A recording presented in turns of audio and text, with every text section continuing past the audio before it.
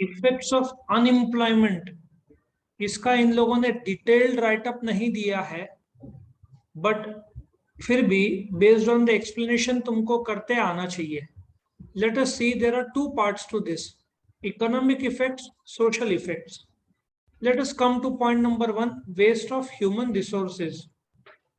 Now, एक कहावत है कि जैसे कि एक आदमी ने एक दिन छुट्टी लिया वर्क में, इट कैनॉट बी रिप्लेस्ड. जैसे कि होटल में 100 रूम्स है, 80 भरे हुए हैं, 20 बाकी है. आज का दिन गुजर गया, कल का दिन आया. सो कल का दिन जैसे आया, आज का 20 जो होटल खाली था वो कभी भरा नहीं जाएगा, क्योंकि मैक्सिमम कैपेसिटी तो 100 रूम्स का है. सो अनएम्प्लॉयमेंट में जो लोग काम कर सकते हैं, आउटपुट ला सकते हैं, इकोनॉमिक ग्रोथ हो सकता है, इकोनॉमिक डेवलपमेंट हो सकता है, देश का फायदा हो सकता है, वो सारा रिसोर्सेज वेस्ट चला जाता है. और एवरी डे वो वेस्ट हो रहा है. सो तुम इसको लैक्स ऑफ मैन आवर्स बोल सकते हैं जितना वेस्ट हो रहा है. तो पहला पहला इंपॉर्टेंट है कि जो ह्यूमंस है, यंग है, काम करने के लिए तैयार है, बट काम मिल नहीं रहा है. सो उनके पास जो नॉलेज के लिए पूरा वेस्ट हो रहा है. Correct. Point number 1. Point number 2, difficult to implement welfare schemes. Now, जो पॉइंट नंबर 2 है कि difficult to implement welfare schemes, अभी गवर्नमेंट को का बजट जो है वो करीबन 20 लाख करोड़ का गवर्नमेंट का बजट. अब 20 लाख करोड़ में यदि उन लोगों ने वेलफेयर स्कीम्स में पैसा लाना है तो उनको कहीं से कमाना पड़ेगा. अब ये लोग बेरोजगार है, आउटपुट ही नहीं आ रहा है, तो देश को, गवर्नमेंट को टैक्स कहाँ से मिलेगा? सो आउटपुट नहीं तो गवर्नमेंट को टैक्स नहीं. सो गवर्नमेंट कहाँ से वेलफेयर स्कीम्स में पैसा दे? और ऐसा देखा गया, मैंने सुना अमेरिका में देखा गया, कोविड के टाइम में जब गवर्नमेंट लोगों को पैसा दे रहा था, इंडिया में भी अपना गवर्नमेंट महीने का 500 रुपया गरीब लोग को दे रहा था. पर फैमिली आई थिंक एक 500 रुपया दे रहा था. सो वंस कोविड एंड हो गया, लोगों को 1-1.5 साल जो मिल रहा था फ्री ऑफ चार्ज वो बंद हो गया. फिर लोगों को काम करने की इच्छा खत्म हो गई.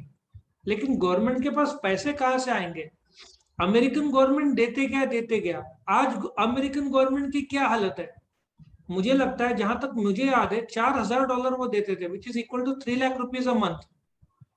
नाउ, आज उनके पास जो कर्जा लिया है अमेरिका ने, वो लौटाने के पैसे नहीं. पाकिस्तान की तरह हालत है उनकी फिलहाल तो. सो आई होप तुमको समझ में आ रहा है कि उनके पास खुद अमेरिकन गवर्नमेंट को बहुत सारा पैसा इंडिया को देना बाकी है. तीसरा, पॉवर्टी एंड इनकम इनइक्वालिटी. बेरोजगारी से गरीबी बढ़ती है. गरीबी बढ़ती है तो अमीरी गरीबी का डिस्टेंस बढ़ता है, जिसको टेक्निकल भाषा में इनइक्वालिटी बोलते हैं. इनइक्वालिटी बढ़ता है तो गरीब लोग सोचते हैं कि हमारा हक का अमीर को जा रहा है, इसलिए चांसेस, कुछ लोग गुस्सा निकालते हैं अमीरों पर. तुमने देखा होगा, अमीरों के गाड़ी पर या बंगले की कांच कोई तोड़ते हैं, लग्जरी कार को डैमेज किया जाता है, चोरी चकारी बढ़ता है. ये सब प्रॉब्लम है. चौथा, ग्रोथ ऑफ इनफॉर्मल सेक्टर. अब इनफॉर्मल सेक्टर क्या है? फॉर्मल सेक्टर में हिसाब किताब आदमी सब बराबर रिकॉर्ड्स में है.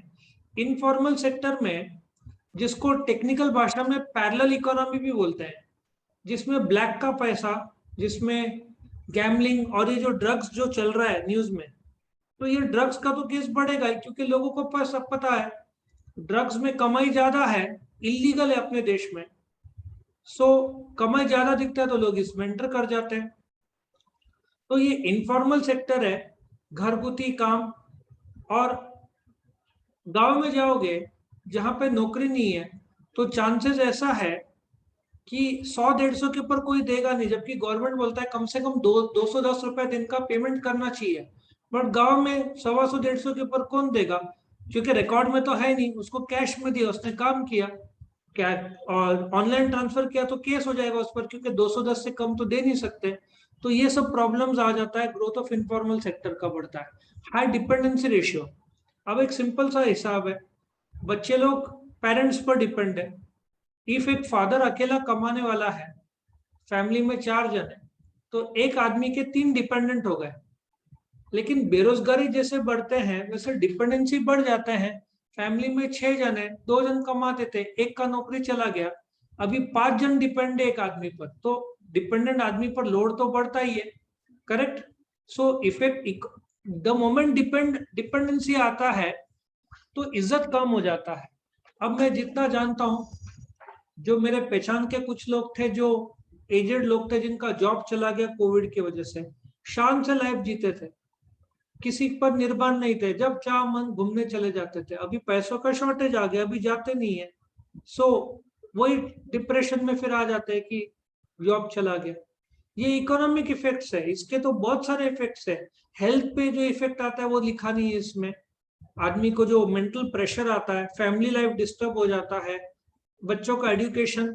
मैंने ऐसे भी केसेस सुने कोविड में कि कुछ लोगों ने स्कूल से एडमिशन 1 साल के लिए रोक दिया कि भाई हम लोग फीस नहीं पे कर पाएंगे, स्कूल की तरफ से प्रेशर रहता है। तो ये सब भी प्रॉब्लम्स हुआ है इकोनॉमिक इफेक्ट्स। इकोनॉमिक यानी फिजिकल हेल्थ का इफेक्ट्स हुआ है, मेंटल इफेक्ट्स हुआ है।